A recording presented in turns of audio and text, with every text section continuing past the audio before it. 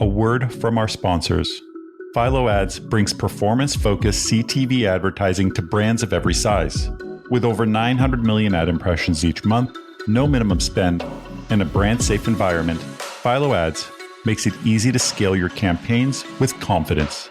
Ready to see how Philo Ads can work for you? Head to ads.philo.tv. That's ads.philo.tv to get started today.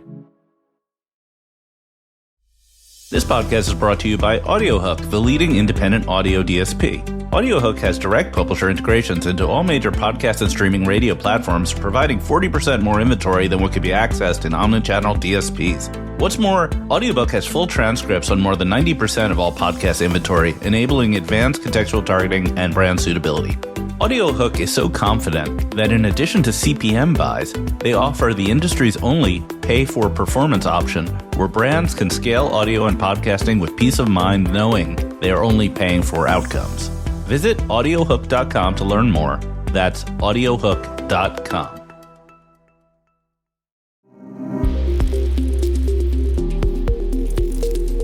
They say you can't have it all, but with this episode of The Refresh, we're going to try, because there was a lot of news that flew through Adland last week that I don't want you to miss out on. I'm Kate with Marketecture, and this is The Refresh, your weekly download on what went down in advertising. Today is Monday, July 14th, and this week we're covering a series of industry shakeups that led to more than a few audible gasps, including leadership switch-ups at X and WPP, WPP's shaky and unexpected H1 earnings call, social platforms revising their playbooks, and an escalation of the browser wars between Perplexity, OpenAI, and Google. Many thanks to our sponsor FreeWhale for the continued support. Now let's get into it, starting things off with some major leadership shakeups across the industry.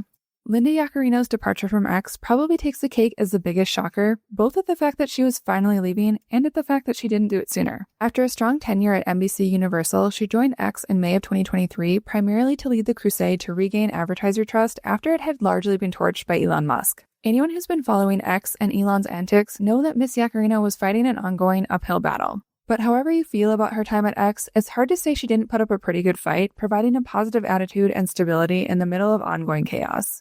As far as what's next for X, well, that's not Linda's problem anymore, but her exit could very likely mean a continued decline in advertiser revenues, which might not matter too much as it's also being speculated that Elon Musk may continue with a larger folding of X into XAI as a pipeline for training data and more extensive AI services. While Linda Yaccarino stepped away as CEO, we saw two newcomers step up. The first was Brian Gleason, who was officially announced as CTAG's next CEO. CTAG is a neurocontextual advertising company that uses its proprietary AI, known as Liz, to understand not just the content of web pages and CTV or video streams, but more critically, the interest, emotion, and intent behind that content in real time. Brian Gleason's resume includes a long career in leadership roles, including Global CEO at Xaxis, Global Chief Commercial Officer at Group M, and most recently, CRO and President at Criteo. Prior to acquiring Brian Gleason, CTAG acquired Beachfront, a supply-side platform that specializes in TV and video, in June of last year. The moves come as CTAG eyes aggressive growth to position itself as a leader in the AI-powered contextual space in the face of a rapidly evolving advertising ecosystem. Our final addition to the LinkedIn job update crew is Cindy Rose, who was just named Mark Reed's successor as WPP CEO following Reed's recent announcement that he'd be retiring at the end of 2025. A few weeks ago, I mentioned that WPP's best bet for a new CEO would be someone with a tech background and not necessarily a traditional agency background. It seems like that's exactly where WPP's head was at, given Rose's most recent roles at Microsoft, where she led multi-billion-dollar operations and helped large enterprises adopt AI and reshape their business models. She's also held senior leadership roles at major global companies, including Disney, where she helped to launch hits like Finding Nemo in the UK, Virgin Media, and Vodafone.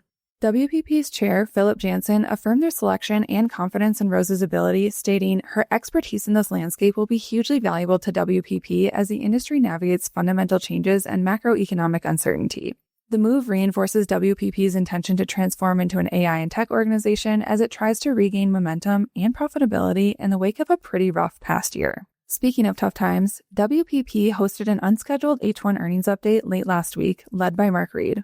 And let's just say the update did not leave investors feeling warm and fuzzy, as WPP unexpectedly cut its full-year revenue guidance for 2025. They're now forecasting a 3 to 5% decline versus their earlier estimate of a 0 to 2% drop, citing intensified macro pressures and weaker client spending, which is maybe putting it lightly.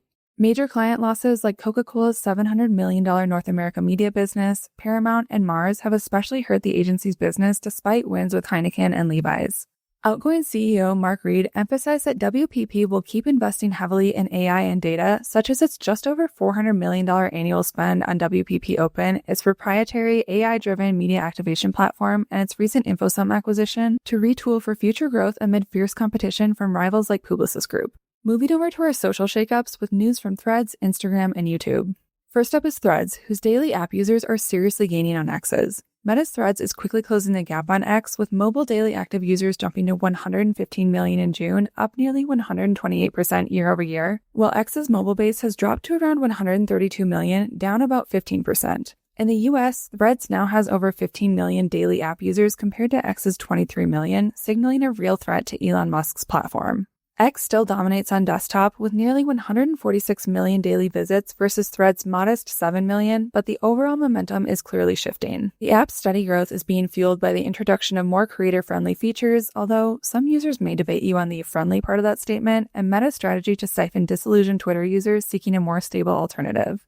Of course, it doesn't hurt that Meta can continue to tap into its existing user base on Instagram to drive traffic over to Threads. Jumping over to Instagram, whose content is now indexable on Google. The social platform is finally allowing public posts from business and creator accounts to be indexed in Google search. Now, to be fair, this is something that Google has actually been doing for years, but Instagram is now giving users the ability to specifically and officially opt into this feature, making content that's publicly posted to Instagram like Reels and posts discoverable beyond the app. This is a big shift in how Instagram content can drive organic traffic and engagement, giving creators and brands a massive visibility boost. The feature is opt-in by default, but users can manually disable it if they want to keep their content within the walls of Instagram.